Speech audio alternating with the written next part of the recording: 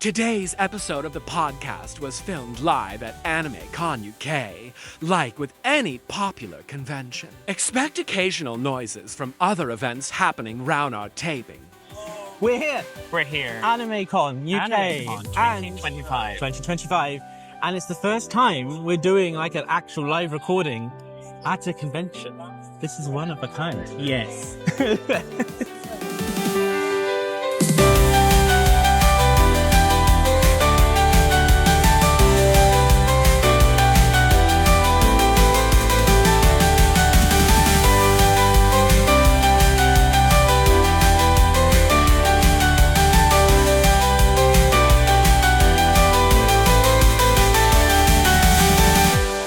For those watching at home, we have this one mic, which we can occasionally just be like, hello.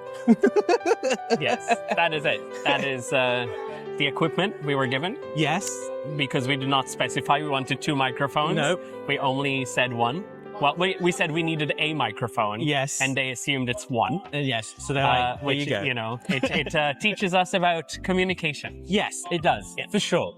So Yes. lessons learned, but all good. But no, this is really exciting. And Live and learn. you can sing, so that's fine. I'm not going to subject people, the poor people around. Harmonizing. Harmonizing. That's the Yes. thing. And I'm really happy with one. Look, you've done a good job with the table. Thanks. This is so cute. Tidy. If you didn't know what our podcast was, Yeah. you've never heard of our podcast before. Yeah. Now you do. We have one wonderful audience member. Yes. Thank you, Gina. Shout out to Gina. You can listen to this back as many times as you want and be like, oh, yeah, That was me. that was I me. was there. We'll get you a chair for the next episode. Yeah. So, first time doing a live podcast. This is Yes. quite a big moment for us in the sense that we started recording on Zoom. Yeah. We're now up to this point now. And it seems like actually this sort of milestone, also episode 25, Crazy. which is a milestone in itself. Crazy. Because most podcasts don't make it past episode 10. Is that true? Very few that podcasts make it factual? into double digits, yeah. Interesting. So, Interesting. So we're already like We on our doubled way. that. Yeah, see. We're just showing off now. But it seems like a good opportunity for us to actually reflect Yes. and On talk what we've done so far. Because normally, I don't think everyone understands how we got to this point, how it all started, Yeah. and what we're doing now. Yes. So, what better opportunity than at a con with beautiful lighting? Yeah. I've never been so well lit in my whole life. The reason we're here, the reason why we've got these characters and these flyers and these my adorable microphones that you'll be very familiar with, is because of your idea. Yes. You've always wanted to do a podcast about convention. I did. So I used to enjoy making videos for TikTok, talking about conventions and talking to people in general at the con, what they thought about the event and how the inner workings of con life and so on and so forth, and how to make products and mostly maybe because of my age or my demeanor. A lot of people used to ask me how this was made, or how do you go about signing up for this, or how do you prepare or pack for this, or your table layout is a little bit bigger, like how do you go about that? And I used to do these little videos on social media, and the limitation of social media is there's so little that you can say or do versus a podcast that is so much bigger, and you can organize yourself a little bit more, right? So I wanted to do that, but I had no means to do it because I am not knowledgeable about podcasting. I still am not after 25 episodes. And I wanted to find someone who can help me achieve that. And then I was at this convention that no one heard about, SonicCon. Wow. And I came across a podcaster, and I was like, hey, what do you think about running a podcast about conventions? And he said yes, and asked Jamie. Yeah. The key point about that is, I think we had that conversation like November-ish. We had that conversation a few times about like, yeah, I'd like to do this podcast, this is why, you have experience, and then suddenly, New Year's, I think it was. So I think the actual conversation in New Year's Day was we were chilling because we got to spend New Year's Eve together with Jake and Kay and our SonicCon team. And we were just chilling, hungover as anything, before we left Bristol. And Jamie was like, so I'm guessing we're not really doing the podcast idea because you never brought it up again. And I'm like, no, I just didn't want to pressure you into saying yes to do it. Yeah. But we should totally do it. And he's like, oh, but when? Like, you're so busy, when would we do it? And I'm like, no, well, I'll start writing it now. And in 4 days, we had 2 episodes developed. I had the characters down, I had the aesthetic done, I had a write-up of, I think, we haven't even gone through them, about 20 people we would interview throughout the podcast. The topics, the dates of the events that we would do. And it all happened in like 4 days. ADHD hyperfixation was like, now. We're doing it now. And it's crazy. It is crazy because, again, everything you see basically on this flyer. Yeah, everything. Everything. All those assets, the logo, the website, everything. The different social medias, the concept, the episodes, everything. Everything happened in 4 days. And you got to think, we recorded, like you said, 2 episodes. They were like over an hour. After they were edited, they had to be edited, put together, graphics, intros, everything. And the amount of people afterwards who, just the reception we got was so lovely. Yeah, I think the amazing part is not the 4-day. I think the amazing part was that the first convention of the year, MegaCon London, happened before episode 3 came out. So it was the second week of the year, right? Yeah. And we had a double episode out and another episode coming out during setup day of the convention.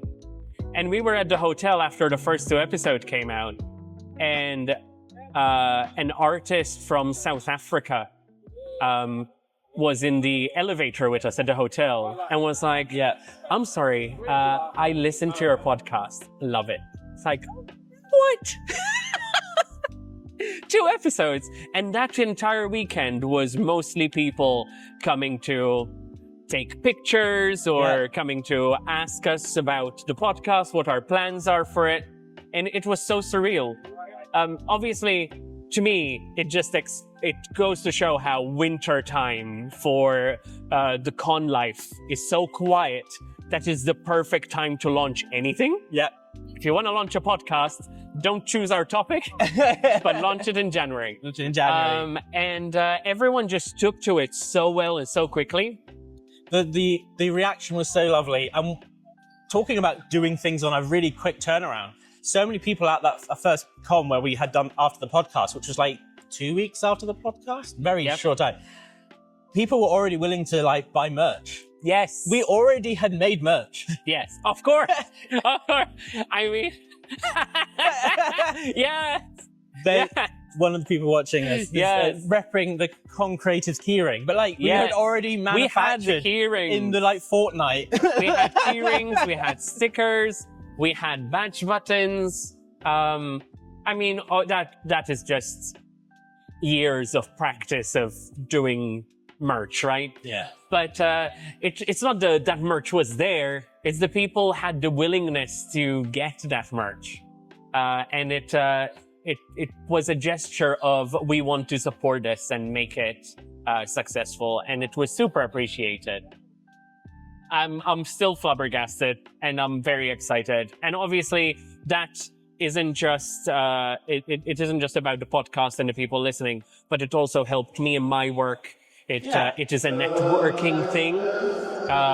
There's a lot of conventions such as this one who believe in what we're doing, and we were very lucky to be invited to do these sessions here.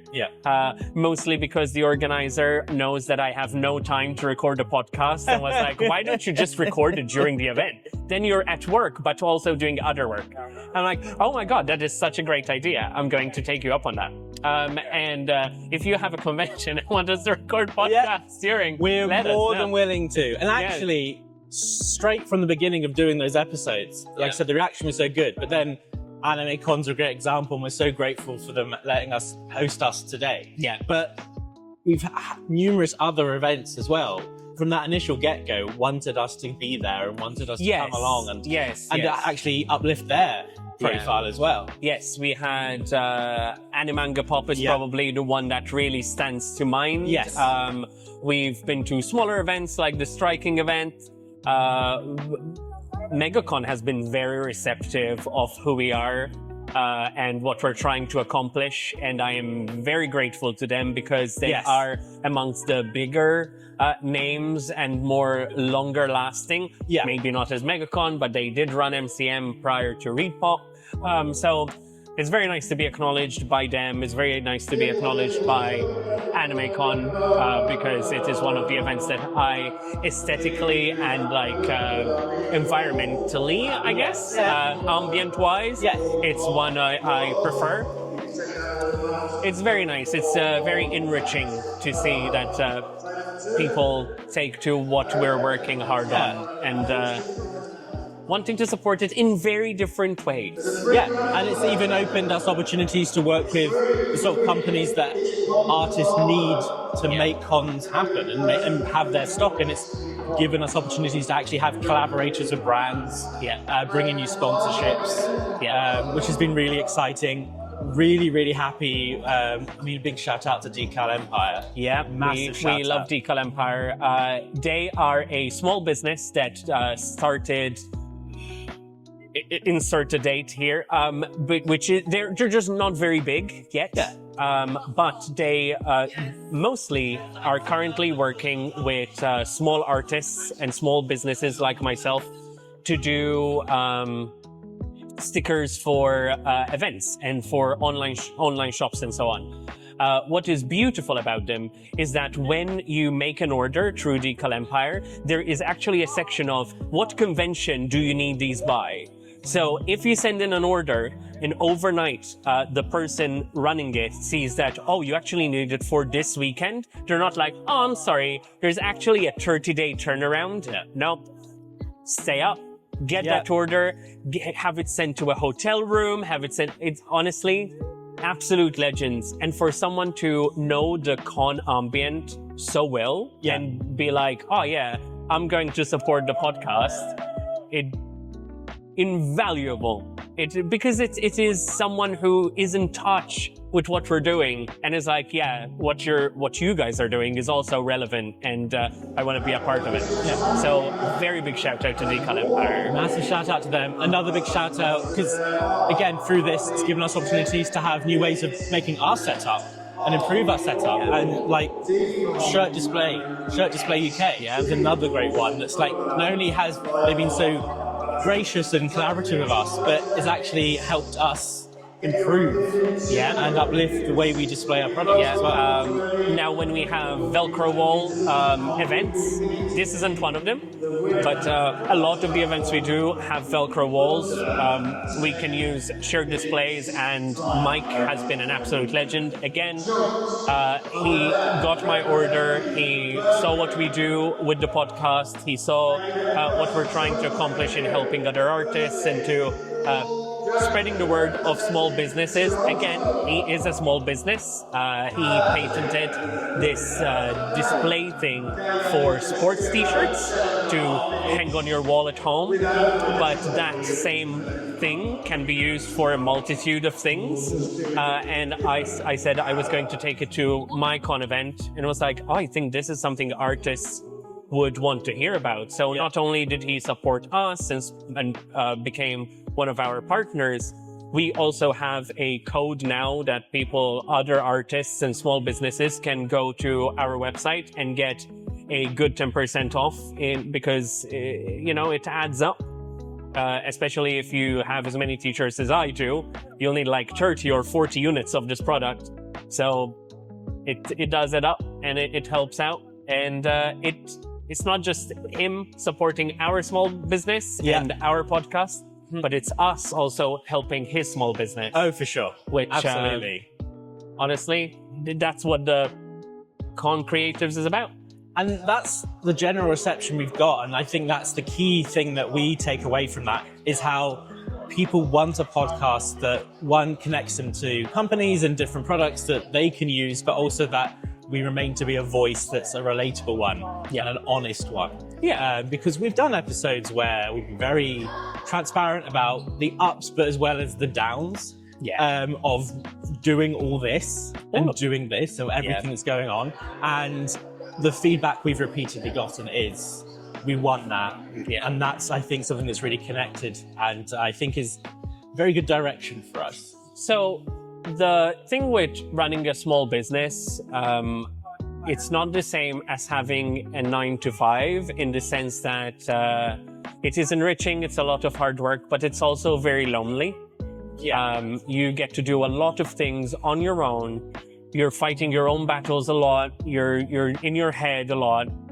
And this isn't to so pity us, but to listen to a group of people who are going through the same thing as you and being able to see that you're not alone. Someone else is going through the same hardships, the same issues with conventions, same issues with manufacturers. And maybe they can offer a solution to something that you've encountered as a problem. Or alternatively, hopefully in the future, people will be listening to my issues that I've encountered and they're like, oh, you know what? I'm going to write in a comment and be like, oh, this is what I did when that happened. It's very enriching to know that you're not alone. And a lot of our artist friends, trader friends, even cosplayers said that they felt in a slump. They put on one of the episodes and were like, you know what, I see this. Like, I agree. And it motivated them to continue and do more. And if that is not a reason and a valid opportunity to keep running the podcast past 25, 50 episodes, 100 episodes, I don't know what is. Yeah. It's been interesting for me as well, as someone who has done this podcast more from the perspective of like a convention goer, I guess you'd say, and getting to know this community and understanding how actually people have, like you said, found something in this that they can connect through. And it's been really nice. And like I read all the comments, I read the comments people post, and like we have had situations where like a Kickstarter, I think when we talked about a Kickstarter, because we did an episode, as you may remember, about this is how you do a Kickstarter. And then we did an episode a few weeks later about like, this is how our Kickstarter's going. This is how a Kickstarter bombs. But the response again in comments and stuff was like, I've been there, I get it. Like, thank you for, again, just not sugarcoating anything. And actually, and at the end of the day, through our lessons and stuff, if it teaches other people the way they can do things, it's worth it. It's so worth it. It's really worth it. Baby, I'm worth it. So we talked a lot about where the podcast has been, how we've gotten here, and again, this wonderful moment of actually being able to go to a con and do the podcast in person, which is very exciting for us. And again, we talked about episode 25, big milestone, but we're also looking forward as well. What happens next? What happens in episode 26 and beyond? And there is so many plans. I think this is actually a stage where we've probably got some of the biggest new additions we want to bring in, things we want to add. And probably a good place to start is the fact that we have actually now we are launching a Patreon. Yes. We have a Patreon. Yes. So, essentially, even though I started from social media, upgrade it to a podcast. There's still, even now, you know, we planned to talk about so many things and so many details, but I don't always manage to condense everything or condense my thoughts or phrase my thoughts properly in what I want to say about that topic. So I am taking to Patreon to try, firstly, I'm going to be able to write more in-depth articles about what I'm actually talking about, what actually happened at certain events, maybe offer some photos that we forgot to put in the episode. Essentially, more bonus content. Yes. But aside from the bonus content, I also want to, going forward, offer for example, monthly t-shirt from me, and kind of use it as a platform to encourage people to follow what we're doing holistically, more than just what is on an episode. Yeah. Right? I think it's a good platform for it. And it will be a better home to connect with our audience, yes, rather than social media. Because social media does have its perks, but like you said, it's very hard to sort of like get that direct connection with people. Yeah. And through Patreon, one, it's such a nice way for people to support us if they want to, but they can also just follow the Patreon as well. Yeah. But it's also another way for us to just do little things to say thank you, really. Yes. Like giving first access to new products we want to arrange. Yeah. For like giving that extra insight into the things we want to do. So I think it's, you probably gathered through everything we've discussed today that it's all about, there is a core thing about us wanting to build community. And it's really just another layer of how we can do that. Yeah. I think having all these different social medias is helpful, but it's also very kind of like sparse. Yes. Right? Where with Patreon, we can have everything all in one place and kind of encourage people to not only comment on our stuff, but also talk about different topics and have people engage with each other, make connections, you know. Something a little bit different than having a Discord. I don't like having Discord, so there you go. Everyone loves Discord. Not me. I get very overwhelmed with Discord. And another thing we're doing in terms of going forward as well is actually the universe which the convention creators lives in. Yes. Getting bigger. Yes. I know everyone loves J-Bear, but there's so much more to J-Bear. PB and J-Bear, there's so much more. Actually, probably a good place to start with PB and J-Bear is the fact that someone had a bit of a makeover. Yes. I have received a lot of critique about J-Bear looking very much like Jay, but PB looks nothing like me. And I decided to redesign my boy, and now he looks a little bit more like me.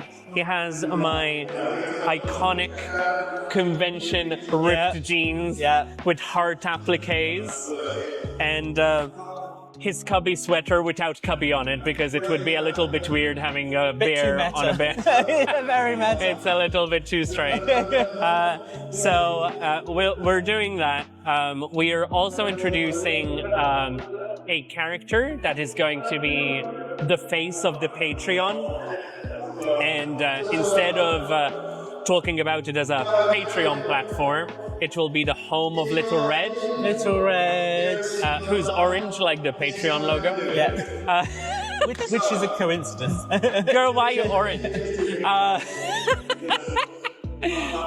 We're also going to give characters or faces to people who work with us often. One of them is going to be Huskii for Printing Like Rabbits, as he wanted to introduce Huskii as his brand mascot, like I have Cubby. Yeah.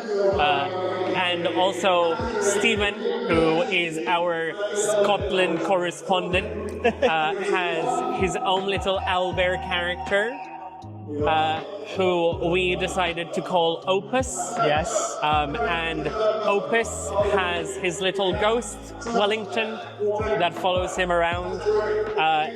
He will have his own stories and chronicles as well, but this is now another mascot that's joining the family.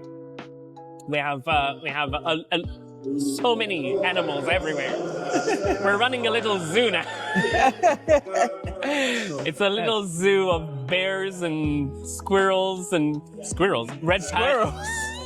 Little red. Poor little red. Not the squirrel. Oh my.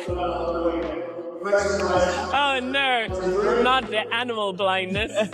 But yeah. So yeah, there's a whole universe of characters, more designs to come, very exciting. But another thing that's coming along to the podcast, something part of the Convention Creatives universe is, and some of these characters is, we're actually bringing a D&D campaign to, which a lot of these characters you're going to get very familiar with through that D&D campaign. Yes, we are doing a D&D campaign, which has been put out there in the universe many episodes ago, and we have finally gotten Rob to fully agree to be our dungeon master. And anyway, we don't want to give out too many details about that. Also, the other microphone is giving me a headache. Yes, details about the D&D coming soon. Yes, so do keep an eye out for that. And I guess the general goal, really, for the Convention Creatives is beyond a podcast. Yeah, in the sense that we did it for interviews, we talked about building community, and it is genuinely, we want to turn this into a collective, like something people can be part of and collaborate with together.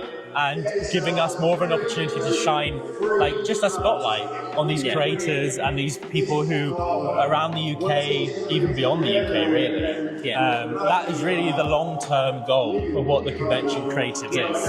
There's plans in motion. There's a goal that we want to reach. It is not a goal that is something that will be in the immediate future, but we have an aim. And I think the best part of any project is having a long-term purpose and a long-term goal. And slowly but surely, as we grow as a community, as we grow with our reach of people and networking and so on and so forth, there is a purpose for it. It's not just for shits and giggles, we will say. We have a focus in mind of where we want to go and where we want to be. And at the core of that, it will always be about uplifting smaller businesses, uplifting creatives, not just artists, not just cosplayers, but it will be creatives of all kinds, from indie musicians to filmmakers, anything that you can think of. It's there, it's in our heads. We know what we want to do. We don't want to talk about it until the day we know we can accomplish it and we can actually put our money where our mouth is. I don't know what the expression is, but you get what I mean. I don't want to be talking about something that I don't know if I can do yet. Yeah. But it is important to say that it's not going to be just a podcast forever. The plans are sky high, we'll say. You know, there's a big vision out there. Yeah, and if we can accomplish a podcast in 4 days, I think I can do what we have in mind. I just need a little bit more time. Yeah. So yeah, if we can do that in the amount of time we've done, and if we can do where we are now in the space of 25 episodes. If we can record an episode when there's like 5 other stages around us and we're still getting through it, we can get through anything. But yes.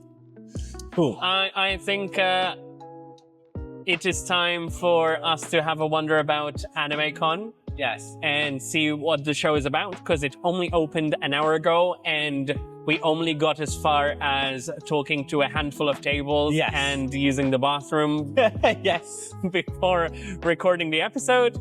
So yeah, we're gonna have a little wonder about, a bit of an explore. We'll be back here tomorrow for another one. Yes. Not another one. Not another one. Another one. Found another one. So tune in for that. We have had a great time. And yeah, thanks for listening. Keep listening to find out where you can find us and all that sort of stuff and all that jazz. And yeah, see you in the next episode. Yeah. And thank you again, Gina, for putting up with it. This was a lot, Yay! Clive. Yay! The Convention Creatives podcast is hosted by Gilles Bone and Jay Eggman, with design by Gilles Bone and editing by Jay Eggman. Want to join our community of conventioneers? Follow our Patreon today at www.patreon.com/theconcreatives. Don't forget to leave the podcast a 5-star review or leave a thumbs up. It costs you nothing, but helps us out a lot.